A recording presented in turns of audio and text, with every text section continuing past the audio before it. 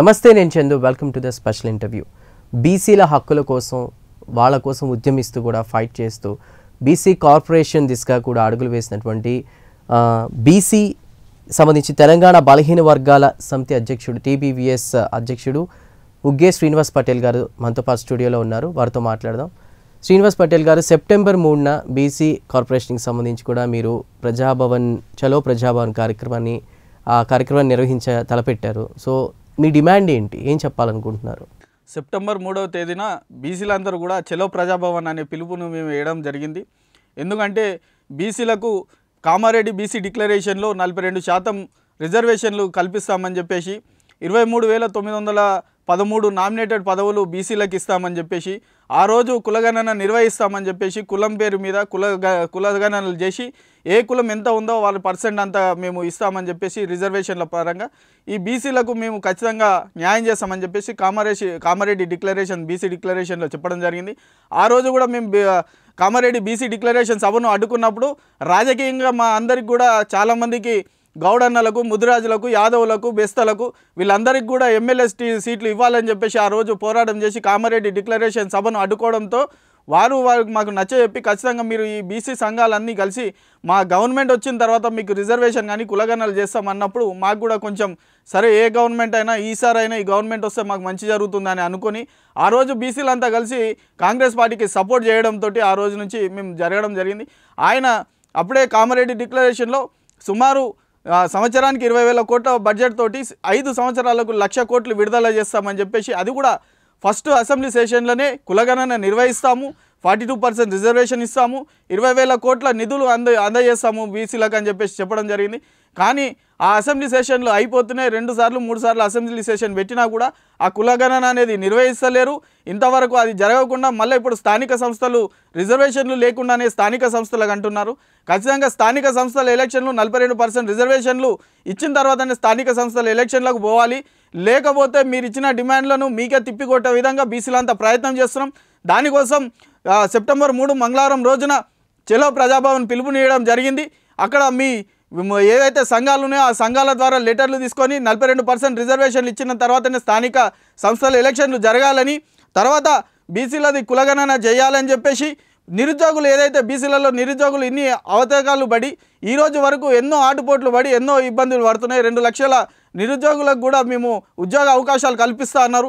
అదొకటి, అన్ని కులాలకు కార్పొరేషన్లు ఏర్పాటు చేశారు. కార్పొరేషన్ నిధులు కూడా మంజూరు చేయాలని ఈ ప్రధాన 4 డిమాండ్లు ఆ బీసీ గ్రూపులలో చేర్చడం జరుగుతుంది. వినతి పత్రంలో ప్రతి ఒక్కరు కూడా బీసీలు అందరూ కూడా యాదవులు, ముదిరాజులు, గౌడన్నలు, పద్మశాలీలు, మున్నూరు కాపులు ఇలా అందరూ కూడా వచ్చి ఆ రోజు ఆ బీసీ ఏదైతే వినతి పత్రం ఉందో ఆ వినతి పత్రాన్ని ప్రజాభవన్లో ఇవ్వాలి. అనేక వినతి పత్రాలు రావాలి, వేలల్లో లక్షల్లో ఆ ప్రజాభవన్లో వినతి పత్రాలు రావాలి. ఆ వినతి పత్రాలు వస్తేనే మరి బీసీలకు భారతదేశంలో 85 కోట్లు ఉన్న బీసీలు, మరి తెలంగాణలో 2 కోట్ల ఉన్న బీసీలకు ఈ బీసీలకు మించి ఇంకా పెద్ద సమస్య ఏమైనా ఉందా అని చెప్పేసి ప్రభుత్వం ఒక్కసారి ఆలోచన చేయాలి. ఇంతకంటే పెద్ద సమస్య ఈ దేశంలో లేదు.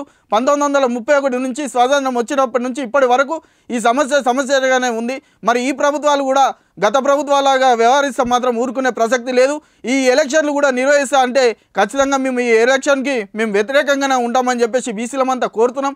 ఖచ్చితంగా మాకు కామారెడ్డి బీసీ డిక్లరేషన్లో మీరు ఏదైతే చెప్తున్నారో 42% రిజర్వేషన్ చేసిన తర్వాతనే మాకు ఆ స్థానిక సంస్థలు ఎలక్షన్ చేయాలి, కులగణన చేయాలని చెప్పేసి ప్రధాన డిమాండ్ తోటి చలో ప్రజాభవన్ అని చెప్పేసి సెప్టెంబర్ 3వ తేదీన మంగళవారం రోజున ప్రతి ఒక్క బీసీ బిడ్డలు ఆ రోజు అక్కడికి వచ్చి ఆ ప్రజాభవన్లో మనం ఏదైతే ఎమ్మెల్యేలకు, కలెక్టర్లకు, ఎంఆర్ఓలకు వినతి పత్రాలు ఇస్తామో ఆ రకంగా మనం వినతి పత్రాలు ఖచ్చితంగా ఇవ్వాలి.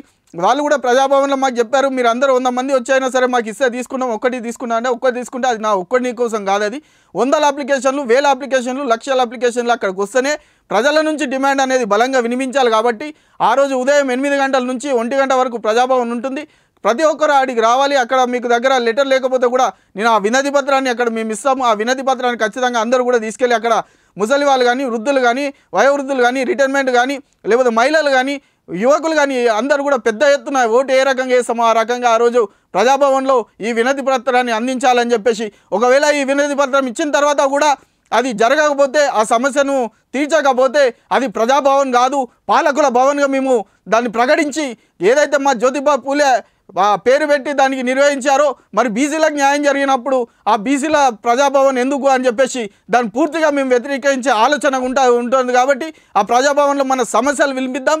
ఆ సమస్య వినిపించినాక కూడా వాళ్ళు తీసుకోకపోతే తర్వాత మన సత్తా ఏందో బీసీలందరం కలిపి చూపిద్దామని చెప్పేసి మీ అందరి సభాముఖంగా తెలియజేస్తున్నాను. అంటే ఏదైతే మీరు అన్నారో అదేవిధంగా రీసెంట్గా స్థానిక సంస్థలకి సంబంధించిన ఎన్నికలపై కూడా సీఎం రేవంత్ రెడ్డి కీలక వ్యాఖ్యలు చేశారు. బీసీ కమిషన్కి సంబంధించిన చైర్మన్ సభ్యుల నియామకం తర్వాత రిజర్వేషన్లు కూడా ఖరారు చేస్తామని చెప్తున్నారు. దీనికి సంబంధించిన డేటా కూడా కేంద్ర ఎన్నికల సంఘం నుంచి 6 రోజుల క్రితం వచ్చింది. ఇప్పటికే డిలే అవుతుంది, ఇక మీద ముందుకు సాగాలని చెప్తున్నారు. మీరు అన్న విషయంలో కూడా అంటే స్థానిక సంస్థల ఎన్నికల గురించి మాట్లాడారు కాబట్టి రేవంత్ అన్న మాటల్లో 42% రిజర్వేషన్ ఇచ్చాకే ఎలక్షన్ అని రేవంత్ రెడ్డి చెప్తున్నారు.